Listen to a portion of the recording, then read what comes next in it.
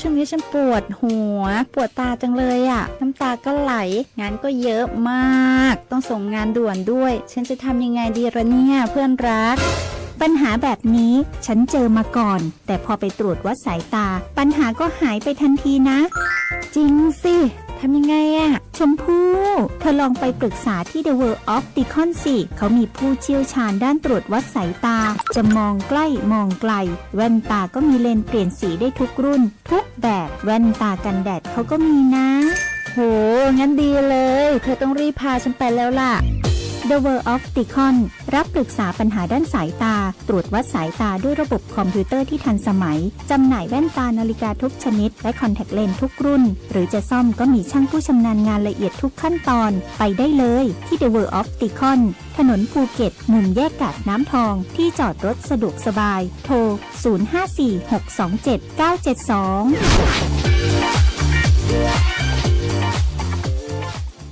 โอกาสก้าวสู่เส้นทางศิลปินกลับมาอีกครั้งพร้อมปรากฏการณ์ครั้งใหม่ที่รวมการประกวดร้องเพลงไทยอมตะร่วมสมัยทั้งเพลงลูกทุ่งและลูกกรุงไว้ในเวทีเดียวกันกับโครงการเยาวชนสืบสานเพลงรักไทยโดยสำนักงานทรัพย์สินพระมหากษัตริย์ซีซั่น 2 เปิดรับสมัครตั้งแต่วันนี้ถึง 15 มิถุนายน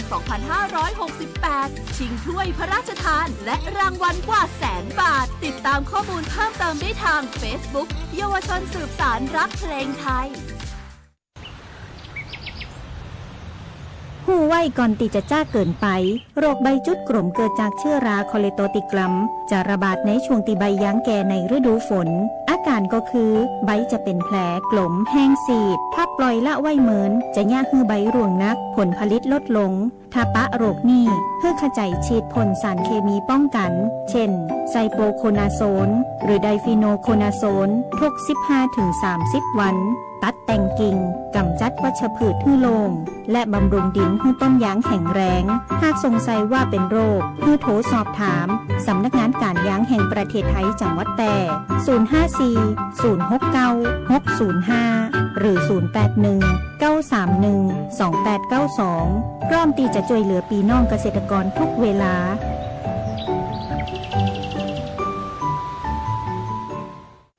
คนเราจะเอาแต่ได้ไม่ได้คนเราจะต้องรับและจะต้องให้หมายความว่าต่อไปและเดี๋ยวนี้ด้วยเมื่อรับสิ่งของใดมาก็จะต้องพยายามให้พระบรมราโชวาทพระบาทสมเด็จพระปรมินทรมหาภูมิพลอดุลยเดชบรมนาถบพิตรพระราชทานแก่นักศึกษามหาวิทยาลัยขอนแก่นวันที่ 20 เมษายน พุทธศักราช 2521 วิทยุแห่งประเทศไทยจังหวัดแพร่ 91 เมกะเฮิรตซ์ ให้ความรู้คู่ความสุขที่นี่สถานีวิทยุกระจายเสียงแห่งประเทศไทยจังหวัดแพร่ส่งกระจายเสียงด้วยระบบ FM สเตอริโอมัลติเพล็กซ์ความถี่ 91 เมกะเฮิรตซ์ จากนี้ไปติดตามรับฟังรายการแพร่สารฝันพลังใจโดยเครือข่าย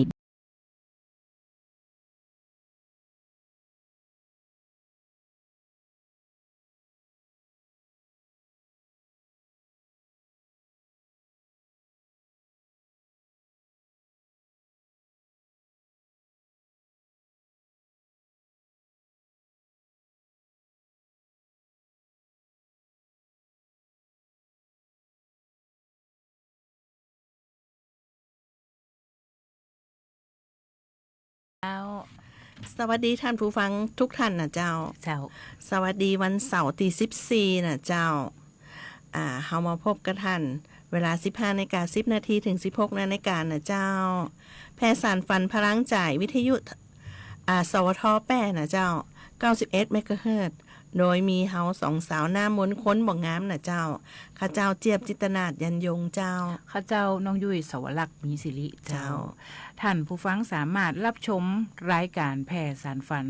พลังใจของเฮาได้2ช่องทางเจ้าคือทาง Facebook แฟนเพจสวทแผ่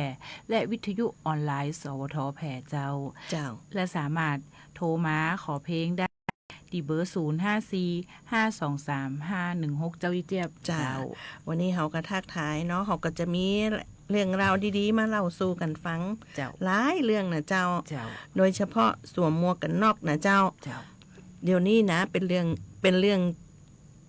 สำคัญเลยเนาะน้องยุ้ยเนาะเขาต้องสวมทุกข้างหนึ่งเปิ่นเอาแต่แล้วนะเจ้า เปิ่นบอกว่าถ้าคนขี่บ่สวมก็2 ปัน เจ้า คนซ่อนบ่สวมก็รวม 2 ปัน เจ้ารวมเป็น4 ปันนะเจ้า เจ้า แล้วก็รถไฟฟ้าทั้งหลายทั้งแลเนาะมาเดี๋ยวนี้เปิ่นก็แจ้งเขามาแล้วว่าเขาจะขี่ออกถนนใหญ่บ่ได้นะเจ้านอกจากว่าในหมู่บ้านในชุมชนอันละหนา เจ้า เจ้าเปิ่นว่าบอกว่า เด็กบอกว่าคนเฒ่าบอกว่าอะหยังห้ามขี่รถไฟฟ้าออกถนนใหญ่นะเจ้า เจ้า เนาะ เอ๊ะ ก่อนที่จะมาพบกับช่วงแรกเนาะขอท่านผู้ฟัง มารับฟังเพลงจากรายการเฮาน่ะเจ้าเพลงม่วนๆนะเจ้าประเดี๋ยวนี้นะแพ่ปักรองซ่อกับปักสีจุ้มนั่นนะเป็นก็ขอเพลงมาเนาะเพลงอะไรอย่างก็ได้ล่าเปิดมาเลยเด้อเนาะเฮาฟังพร้อมกันเลยนะเจ้าสีจุ้มกับรองซ่อเจ้า เจ้า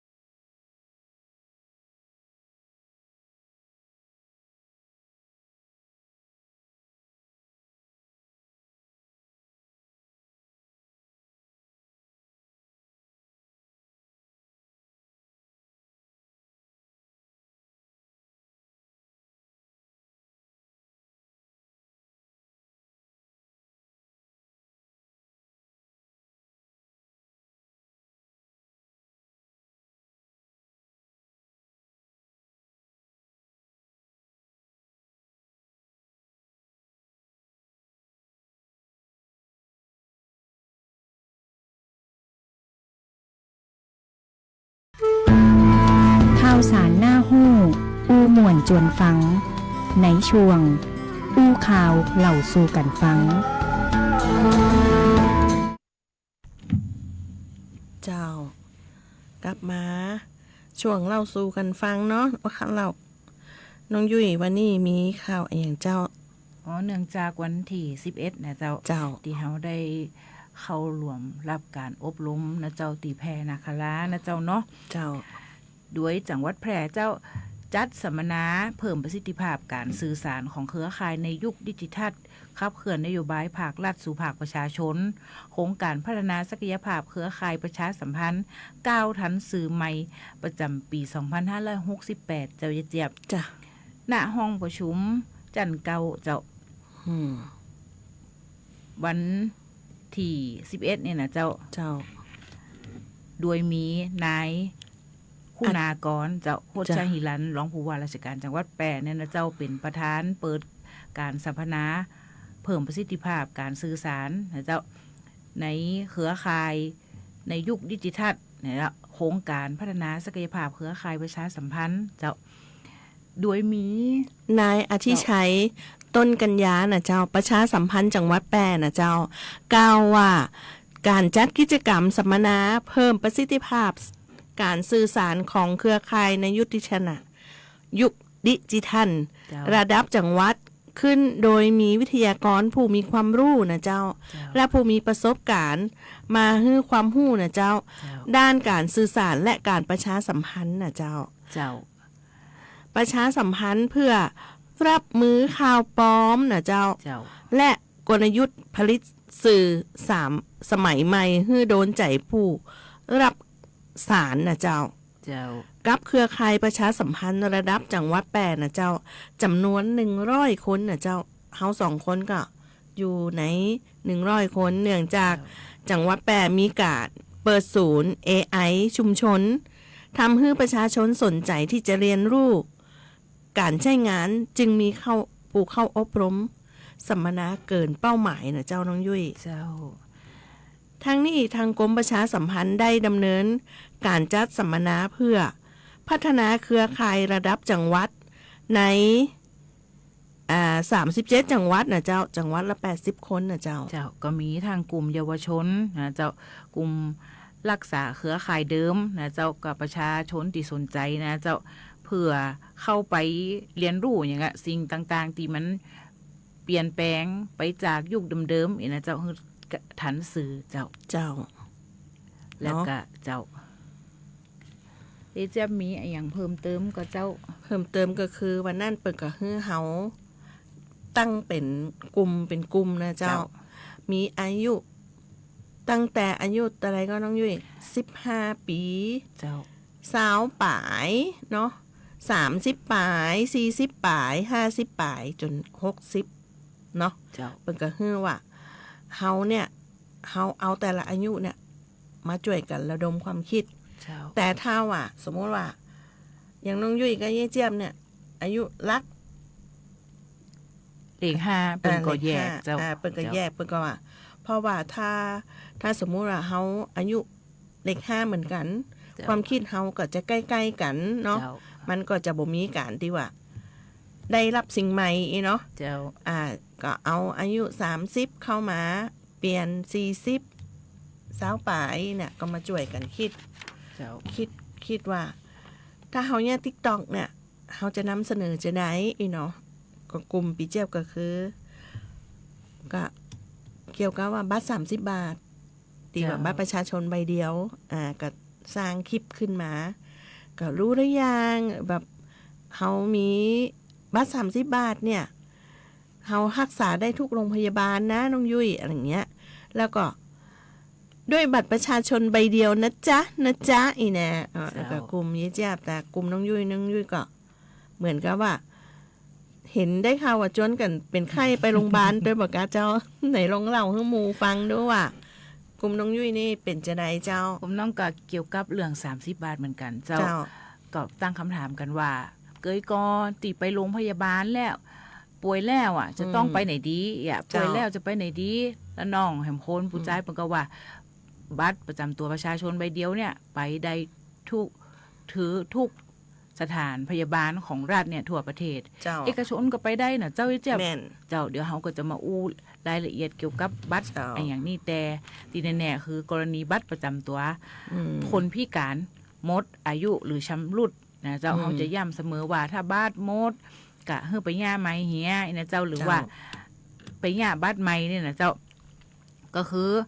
กรณีบัตรประจำตัวคนพิการหมดอายุชำรุดเสียหายหรือมีการเปลี่ยนแปลงบัตรประจำตัวคนพิการเนี่ยเจ้าอายุกี่ปีเจ้าไอ้เจี๊ยบ 8 ปี เจ้านับตั้งแต่วันออกบัตรนะเจ้าเนาะเมื่อครบกำหนดแล้วคนพิการจะต้องยื่นคำขอนะเจ้าเจี๊ยบ เจ้า ขอมีบัตรประจำตัวคนพิการใหม่หน้าสถานที่เพื่อบริการออกบัตรเจ้าพร้อมเอกสารหลักฐานที่ใจในการขอมีบัตรประจำตัวคนพิการเจ้าใจสำเนาบัตรประจำตัวประชาชนคนพิการจำนวน1 ฉบับนะเจ้าแล้วก็ทะเบียนบ้านนะเจ้าของคนพิการเอกสารรับรองมันต้องมีนะเจ้าเนาะ เจ้า ความพิการจากสถานพยาบาลของรัฐนะเจ้าใจตัวแต่อะไรก็นะเจ้าเพราะว่าฉบับจริงเท่านั้นอีนะเจ้าถ้าอาศัยอยู่ต่างจังหวัดเจ้าสามารถขอต่อได้ตีจังหวัดนั่นได้เลยเจ้าไม่ต้องกลับมาสมมติอยู่ลำปางก็ไม่ต้องกลับมาเมืองแปลงก็อย่าลำปางได้เลยเจ้าณศูนย์บริการคนพิการประจำจังหวัดหรือองค์การบริหารส่วนตำบลนะเจ้าเจี๊ยบเจ้า แต่ถ้าของเฮานี่เนาะถ้าสมมติว่าบัตรหมดอายุกะหรือว่าเฮาจะไปย่าบัตรเนี่ยเจ้ากับไปง่ายเนาะพอมาจอบ้านเฮาก็คือตอนแรกเปิดก็จะอยู่ที่สารกลางชั้น1เนาะแต่มาเดี๋ยวเนี่ยเพื่อความสะดวกเนาะเปิดก็มาอยู่ตรงข้ามกับอเมซอนเลยมันก็จะมีสถานที่เปิดจะเขียนเลยว่าพอมาจอแพร่ศูนย์บริการคนพิการจังหวัดแพร่เข้าไปเด้อเจ้าเฮานำบัตรประชาชนไปแล้วก็ไปยืนให้เปิ้นแล้วเฮาบอกว่าเฮามาต่อบัตรหมดอายุเนาะเจ้าหน้าที่เปิ้นก็จะดูแลอย่างดีได้นะเจ้าเปิ้นก็จะให้ความเนี่ยให้เฮาแบบได้เร็วมากเลยสะดวกสบายเจ้าความสะดวกสบายสถานที่กว้างแล้วก็มีที่นั่งให้เฮามีที่ถ้าสมมติวินแชร์ก็สะดวกเจ้าเพราะว่าเปิ้นอยู่ชั้น1เลยเจ้าลองไปน่ะเจ้าข้างสารกลางแป้เนี่ยเจ้าถ้าจะได้ก็ฝากตัวได้เจ้าเนาะเดี๋ยวเฮาก็ฟังเพลงที่เปิ้นโทรขอมาสัก2 เพลงน่ะเจ้า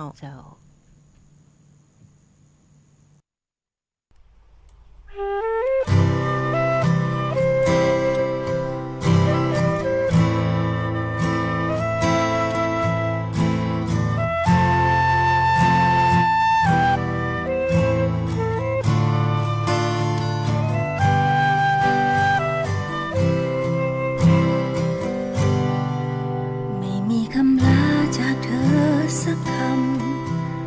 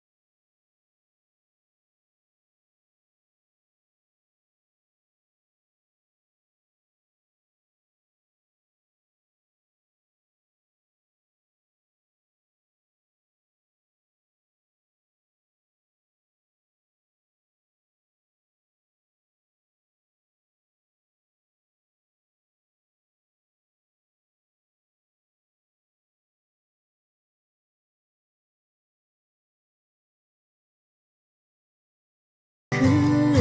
เรา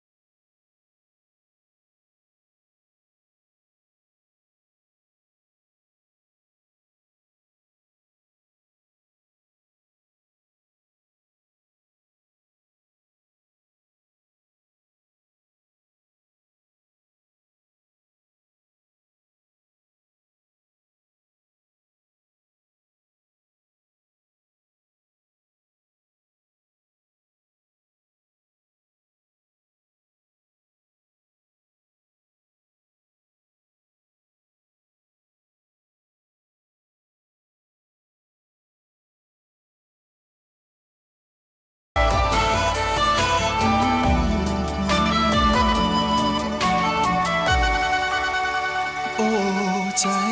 เอ่ยเป็นจะได้หัวใจบ่ลาดจำดึงดันจะ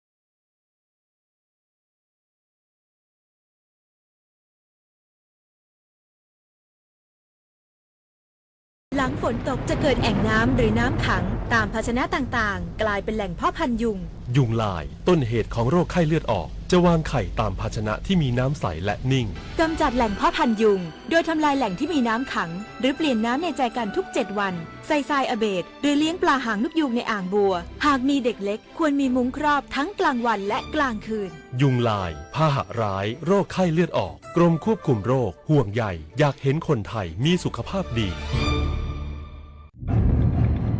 คุณทราบไหมคะว่านอกจากการขับรถขณะมึนเมาสุราแล้วอีกสาเหตุหนึ่งที่ทำให้เกิดอุบัติเหตุมากที่สุดคือการขับรถเร็วเกินกว่าที่กฎหมายกำหนดเมื่อคุณขับรถเร็วขึ้น2เท่าระยะทางในการหยุดรถจะเพิ่มขึ้นมากกว่า2เท่าทั้งระยะเวลาในการตอบสนองต่อเหตุการณ์ระยะทางในการห้ามล้อและแรงเฉื่อยของรถขับรถให้ปลอดภัยอย่าขับไวอย่าขับซิ่งด้วยความปรารถนาดีจากศูนย์ปฏิบัติการร่วมป้องกันและลดอุบัติเหตุทางถนนจังหวัดแพร่อู้กันสบายๆได้ประเด็นในช่วงอู้ง่ายฝังมวล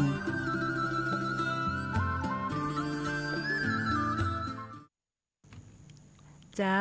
กลับเข้ามาสู่รายการแผ่สารฝันพลังใจในช่วงอู้ง่ายฟังมวลนะเจ้าอีเจมีอย่างจะอู้ก่อนก็เจ้าอย่าลืมนะเจ้า0545235116นะเจ้าโทรมาทักทายหมู่เฮาได้นะเจ้าเฮายินดีนะเจ้าเฮารอรับโทรศัพท์ทุกสายนะเจ้าถ้าอยากจะได้ยินเสียงหมู่เฮาสดๆเนาะอูโทรศัพท์ได้เลยนะเจ้าแล้วก็อย่าลืมนะเจ้าแฟนเพจหน้า Facebook เนาะเจ้าและวิทยุออนไลน์สวทแพร่เจ้าแล้ววันนี้น้องยูมีอะไรอย่างมาเล่าให้เป็นฟังจะเล่าประกันสุขภาพนะเจ้าเป็นหลักประกันสุขภาพแห่งชาติสิทธิของคนไทยที่เฮาต้องฮู้นะเจ้าเจี๊ยบบางครั้งเปิ้นว่าบัตรทองมันเป็นจะได้สิทธิคนไทยมันเป็นจะได้บางครั้งเขาก็บ่ได้อธิบายให้แบบอันเนี้ยเจ้าวันนี้จะมาอูฮือเข้าใจสักเล็กน้อยเจ้าสิทธิหลักประกันสุขภาพแห่งชาติเนี่ยนะเจ้าเป็นสิทธิตามกฎหมายของคนไทยตั้งแต่แรกเกิดและตลอดช่วงชีวิตซึ่งรู้จักกันในจื่อที่ว่าสิทธิบัตรทองหรือห้องง่ายๆเลยนะเจ้าเจี๊ยบสิทธิ30 บาทเจ้าโดยรัฐบาลเนี่ยจัดให้มีกองทุนหลักประกันสุขภาพแห่งชาติเพื่อเป็นค่าใช้จ่ายให้คนไทยเข้าถึงบริการด้านการแพทย์และสาธารณสุขเพื่อการเสริมสร้างสุขภาพการป้องกันโรคการตรวจวินิจฉัยโรคการรักษาพยาบาลและการฟื้นฟูสมรรถภาพที่จำเป็นต่อสุขภาพและการดำรงชีวิตตามพรบหลักประกันสุขภาพแห่งชาติพ.ศ. 2545โดยมีสำนักงานรักประกันสุขภาพแห่งชาติทำหน้าที่บริหารกองทุนให้เป็นไปตามระเบียบที่คณะกรรมการหลักประกันสุขภาพแห่งชาติกำหนดเจ้าอันนี้ปีเจ้าก็จะมาอู้เรื่องคุณสมบัตินะเจ้าผู้มีสิทธิ์บัตรทองนะเจ้าผู้มีสิทธิ์รับประกันสุขภาพแห่งชาตินะเจ้าต้องมีคุณสมบัติครบถ้วนดังนี้นะเจ้า 1. เป็นบุคคลที่มีสัญชาติไทยนะเจ้าแล้วก็มีเลขประจำตัว13หลักนะเจ้าที่กำหนดโดยกรมการปกครองกระทรวงมหาดไทยนะเจ้าแล้วก็ไม่มีสิทธิ์ประกันสุขภาพอื่นที่ใช้จ่ายจากงบประมาณของรัฐนะเจ้าได้แก่สิทธิ์ตามกฎหมายบัตรประกันสังคมสิทธิสวัสดิการรักษาพยาบาลของข้าราชการนะเจ้า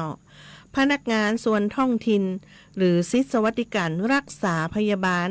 ของหน่วยงานรัฐอื่นๆเช่นรัฐวิสาหกิจองค์การมหาชนและก็ข้าราชการการเมืองนะเจ้ามันก็จะมีหมายเหตุเล็กน้อยนะเจ้าคนไทยที่อาศัยอยู่ในต่างประเทศนะเจ้าติดต่อกันมากกว่า2 ปีขึ้นไปนะเจ้าข้อมูลเนี่ยก็จากสำนักตรวจคนเข้าเมืองหรือผู้ที่ลงทะเบียนเลือกตั้งในต่างประเทศจากข้อมูลสำนักบริหารทะเบียนกรมการปกครองจะสามารถใช้สิทธิ์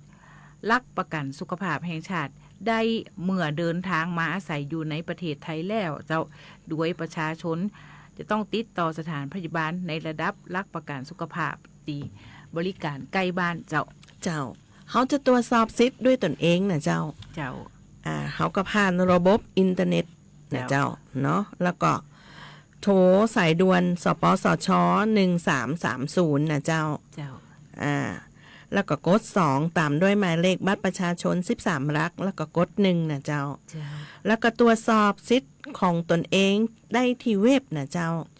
เมนูก็คือสำหรับประชาชนตรวจสอบสิทธิ์รับประกันสังคมไม่ใช่ค่ะตรวจสอบสิทธิ์รับประกันสุขภาพนะเจ้า โทรสายด่วนสปสช1330นะเจ้ากด0นะเจ้าเขาก็สามารถบริการข้อมูลบัตรประกันสังคมบัตรประกันสุขภาพนะเจ้า เจ้า เจ้า เอกสารที่ใจลงทะเบียนเนี่ยเจ้าหรือเลือกหน่วยบริการประจำเนี่ยนะเจ้าก็คือ1บัตรประจำตัวประชาชนตัวจริงนะเจ้าหรือบัตรหรือเอกสารอื่นใดที่ทางราชการออกเฮ้อเจ้าซึ่งมีเลขบัตรประจำตัวประชาชนกรณีเด็กต่ำกว่าอายุ15ปีที่บ่มีบัตรประจำตัวประชาชนคือใจสูติบัตรเจ้าพร้อมแสดงบัตรประจำตัวประชาชนของผู้ปกครองเจ้าอย่างการลงทะเบียนสิทธิ์ของคนพิการในระบบรับประกันสุขภาพแห่งชาตินะเจ้าต้องนำใบรับรองความพิการจากแพทย์หรือแสดงบัตรพิการตามพรบส่งเสริมและพัฒนาคุณภาพชีวิตคนพิการแห่งชาติพ.ศ. 2550ลงทะเบียนณสถานที่รับลงทะเบียนเพื่อสิทธิ์ฟื้นฟูสมรรถภาพนะเจ้าในกรณีที่บ่มีบัตรประจำตัวประชาชนแสดงใบคัดสำเนาทะเบียนบ้านทล14/1หรือแสดงใบคัดทะเบียนประวัติบุคคลทล12เจ้ากรณีลงทะเบียนบัตรตรงตามที่อยู่หน้าบัตรประจำตัวประชาชนเจ้าแสดงหลักฐานอย่างใดอย่างหนึ่งหนังสือรับรองของเจ้าบ้านเจ้าและหนังสือรับรองผู้นำชุมชนเจ้าหนังสือรับรองผู้ว่าจ้างหรือนายจ้างเอกสารหรือหลักฐานอื่นของผู้ประสงค์ลงทะเบียนเช่นใบเสร็จค่าสาธารณูปโภคใบเสร็จกาที่พักสัญญาเจ้าที่พักเจ้าบุคคลที่มีสิทธิ์ยืมคำขอนะเจ้าลงทะเบียนเลือกหน่วยบริการประจำที่มีอายุน้อยกว่า15ปีบริบูรณ์เนี่ยเจ้าจะต้องได้รับความยินยอมจากผู้ปกครองตัวนะเจ้าเนาะเขาก็มีไอ้อย่างเขาก็จะเอามานำความรู้มาให้พี่น้องคนพิการได้รับรู้นะเจ้าเนาะมีไอ้อย่างถ้าอันใดที่บ่เข้าใจหรือว่าสงสัยก็สามารถโทรสอบถามได้เจ้าขอเสริมแฮมน้อยเป็นว่าหน่วยบริการเจ้าหน่วยบริการเนี่ยเป็นว่าที่ไหนเนาะตีว่าหน่วยบริการก็คือสถานบริการสาธารณสุขนะเจ้าตีขึ้นทะเบียนเป็นหน่วยบริการในระบบรักประกันสุขภาพแห่งชาติเช่นโรงพยาบาลของรัฐของเอกชนของสภากาชาดไทยโรงพยาบาลส่งเสริมตำบลเจ้ารพสตหรือสถานีอนามัยเนี่ยนะเจ้าคลินิกชุมชนอบอุ่นเจ้าคลินิกเวชกรรมคลินิกทันตกรรมอีกนะเจ้าไปขูดหินปูนอย่างหมูนี่เนาะเจ้าเนาะคลินิกการพยาบาลและพดุงครรภ์คลินิกกายภาพบำบัดคลินิกเทคนิคการแพทย์ศูนย์บริการสาธารณสุขศูนย์สุขภาพชุมชนเมืองร้านขายยาเจ้าเจี๊ยบแผนปัจจุบันศูนย์บริการคนพิการศูนย์บริการเลิกบุรีทางโทรศัพท์แห่งชาติสายด่วนบุรี1600องค์การภาคประชาสังคมด้าน HIV และเอดส์เป็นต้นเจ้าเจี๊ยบเจ้าแล้วเขานี่เนาะถ้าเขามีปัญหาในการเปลี่ยนหน่วยบริการประจำนะเจ้าผู้มีสิทธิ์รับประกันสุขภาพแห่งชาตินะเจ้าสามารถขอเปลี่ยนหน่วยบริการประจำได้บ่เกิน4ครั้งต่อปีนะเจ้าความหมายก็คือสมมุติว่าน้องยุ้ยจะต้องไปเหมือนไปอบรมหรือไปอยู่ที่ไหนสัก 2-3 เดือนเนาะเขาก็ว่าหรือ4 เดือนขึ้นเนี่ยเขาก็สามารถแจ้งว่าเขาเกิดบ่สบายอย่างเงี้ยเขาก็แจ้งย้ายไปอยู่ที่จังหวัดที่เขาไปทำงานเนาะเจ้าเดี๋ยวจะได้เขาก็ก่อยมาอู้กันเกี่ยวกับสิทธิ การรับบริการสาธารณสุขนะเจ้าเนาะ จ้ะ เจ้าพักฟังเพลงก่อนสักเพลงตามคำขอเจ้า ได้จ้ะ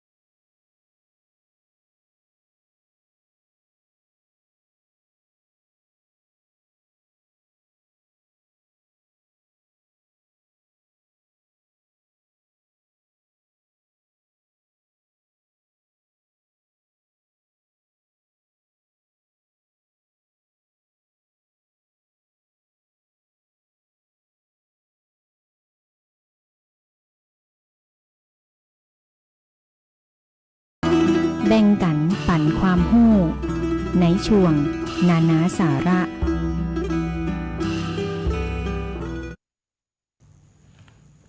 เจ้ากลับมานานาสาระนะเจ้า เจ้า อู้ไปอู้มากำเดียวก็มาถึงช่วงนานาสาระแล้วนะน้องยุ้ย เจ้า เจ้า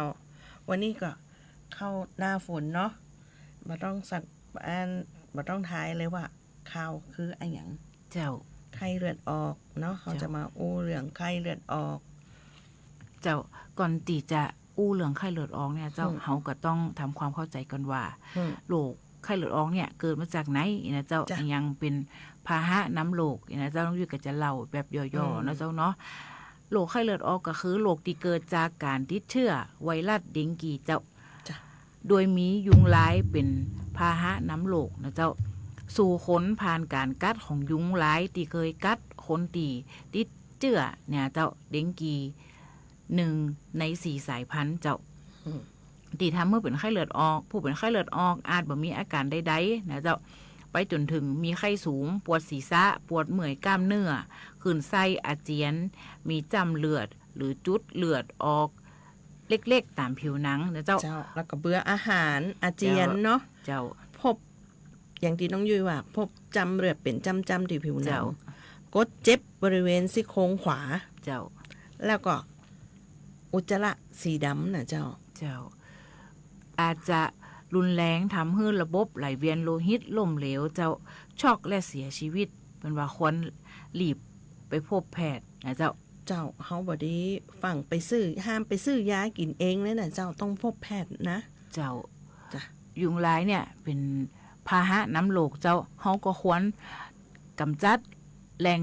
ที่ทำให้เกิดลูกน้ำยุงลายนะเจ้ามันเข้าไปขังน้อยๆมันก็แผ่นักเลยนะเจ้าหม้อแล้วก็ถังกะละมังเนี่ยชามไหอย่างตีแตกอย่างเนี้ยน้อยเดี๋ยวนะเจ้า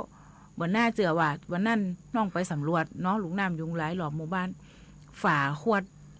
ฝาโคกฝาน้ำอีบ่ได้มันยังสามารถเข้าไปไขได้เลยเจ้าใช่เจ้าแล้วมันก็ยังว่านะเจ้าว่าเป็นกรรมเนี่ยระยะ100 เมตรนะเจ้ามันก็จะติดมดอีนะเจ้าใช่เจ้ามันเป็นการฟักตัวนะเจ้ายุงนี่นะบนว่า8 ถึง 12 วันนะเจ้าเวลาเป็นไข้อีนะเจ้าเนาะมันก็จะมีว่าระยะไข้ขึ้นสูงเนี่ยเป็นระยะติดเชื้อเนี่ยจะมีอาการอย่างพ่องก็ยังเย่เจ็บว่าเนาะก็คือปวดศีรษะหน้าแดงเลยเจ้าปวดเบ้าตาปวดหลอบกระบอกตาเจ้าขื่นไส้อาเจียนเนี่ยเบื่ออาหารเนี่ยเจ้าปวดข้อปวดกระดูกเนี่ยเจ้ามีจำเลือดเนี่ยนะเจ้าเนาะท้องเสียนะอ่อนเพลียนะเจ้าความดันต่ำตัวน่ะเจ้าตาพามัวนะเจ้าบางรายเนี่ยนะเจี๊ยบมีเลือดออกตามไรฟันนะเจ้าเลือดกำเดาไหลนะเจ้าปัสสาวะนี่อาจจะมีปัสสาวะหรืออุจจาระนี่มีเลือดปนเจ้าเฮาคิดว่ามันยุงครบบ่ได้ก้ากำว่าบ่ได้ก้าเนี่ยมันยากฮือตายนักแล้วเจ้าขนาดดาราที่เปิ้นอันนี้เปิ้นก็ตายด้วยไข้เลือดออกใช่เจ้าก็ควรระวังเจ้าแล้วเปิ้นก็ถามว่าเป็นแล้วเป็นแหมได้ก่อนต้องยุ่ยไข้เลือดออกนี่เป็นแล้วบ่เป็นแหมก้าอีน่ะบ่ใจนะเจ้าไข้เลือดออกเนี่ยเจ้าตลอดชีวิตมนุษย์สามารถติดเชื้อไวรัสเดงกีทั้ง4 สายพันธุ์ซ้ำได้หลายครั้งเจ้าเจี๊ยบหากเคยติดเชื้อสายพันธุ์ใดสายพันธุ์หนึ่งแล้วเนี่ยร่างกายจะสร้างภูมิคุ้มกันต่อไวรัสสายพันธุ์นั่นไปตลอดชีวิตแต่จะบ่มีภูมิคุ้มกันต่อไวรัสแหม3 สายพันธุ์นะเจ้าที่เหลือเนี่ยคือชั่วคราวแต่อันนะเจ้ามันก็เลยสามารถตีเป็นได้ด้วยอาการของโรคไข้เลือดออกจะทวีความรุนแรงขึ้นนะเจ้าเป็นไข้เลือดออกข้างที่2ข้างที่3และข้างที่4เจ้าเฮาจะป้องกันจะได้เจ้าป้องกันก็คือยุงร้ายมันชอบมาไข่มาเกิดลูกในน้ำเนาะเฮาก็สายอเบดไปขอติอสมประจำหมู่บ้านเปิ้นน่ะเจ้าขอติอนามัยบ้านก็ได้เอามาใส่เนาะใส่ในน้ำเพื่อที่บ่ฮื้อยุงร้ายมันจะแผ่เจ้าวิธีใส่ก็มาเดี๋ยวนี้เนี่ยเจ้าบางคนเนี่ยเข้าใจผิดเนาะวิธีใส่เนี่ยเทไปหมดซองเลยบ่ใจเจ้ามันจะมีจ้อนและมีปริมาณการตวงเจ้าการป้องกันไข้เลือดออกนะเจ้าก็คือป้องกันตัวเองบ่ให้ยุงกัดเช่นทายากันยุงเจ้าสวมเสื้อแขนยาว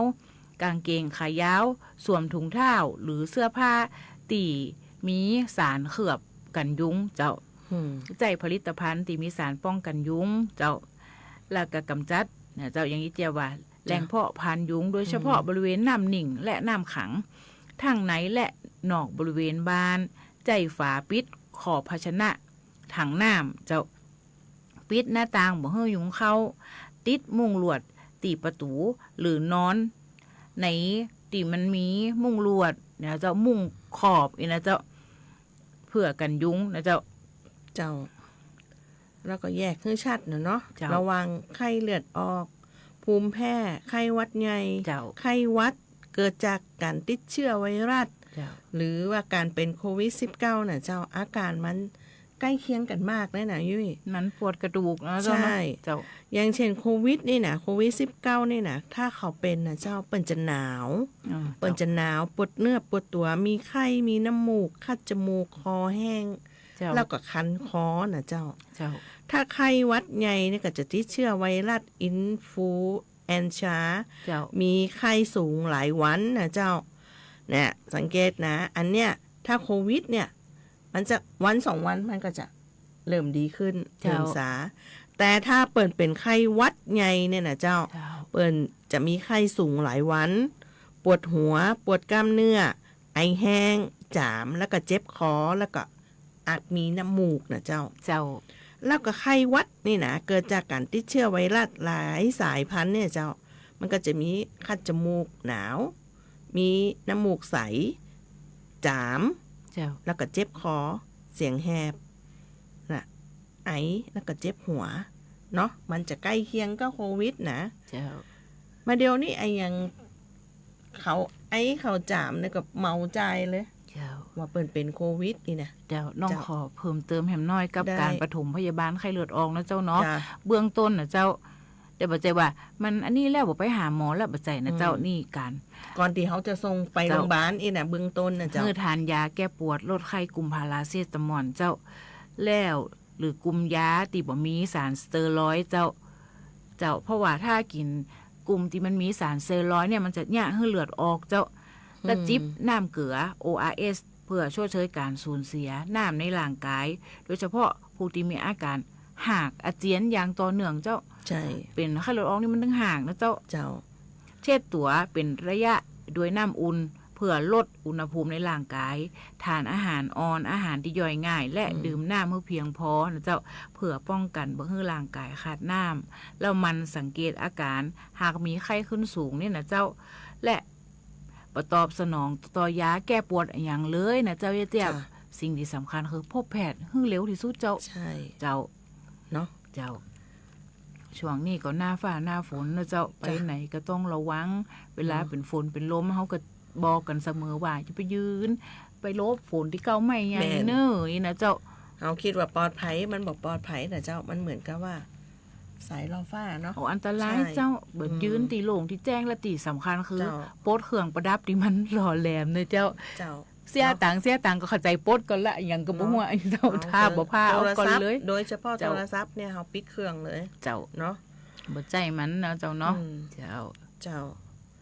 วันนี้ก็มาถึงช่วงสุดท้ายของรายการแพทย์สันฝันพลังใจนะเจ้า เจ้า เนาะ ป้ามพันธุ์เรา เดี๋ยว จะไป เขา ขายป้ามพันธุ์บ้านนาหลวง เขทักทายป้าอำพันธ์บ้านนาหลวงเขาก็จะเฮ้อเพลงที่เปิ้นขอมานะเจ้าป้าอำพันธ์ขอมาเดี๋ยวเขาก็จะเปิดเพลงก่อนปิดรายการเขาเลยนะเจ้า เจ้า ขอบพระคุณทุกท่านติดตามรายการของเขา เจ้า แล้วก็เป็นกำลังใจเป็น FC เขาตลอดมานะเจ้า เจ้า วันนี้ก็ขอบคุณทุกท่าน แล้วก็ต้องนำรายการแผ่สารฝันจากลาวันไปก่อนวันนี้เขาก็จะหาเพลงมวล ครับ ข่าวที่น่าสนใจมาฝากแฟนรายการในอาทิตย์ต่อไปนะเจ้า เจ้า สำหรับวันนี้ข้าเจ้าแจ่มจิตนา เจ้าน้องยุ้ยสวรักษ์เจ้า ต้องของนำรายการจากลาท่านผู้ฟังไปก่อนนะเจ้าสำหรับวันนี้กล่าวคำว่าสวัสดีเจ้า สวัสดีเจ้า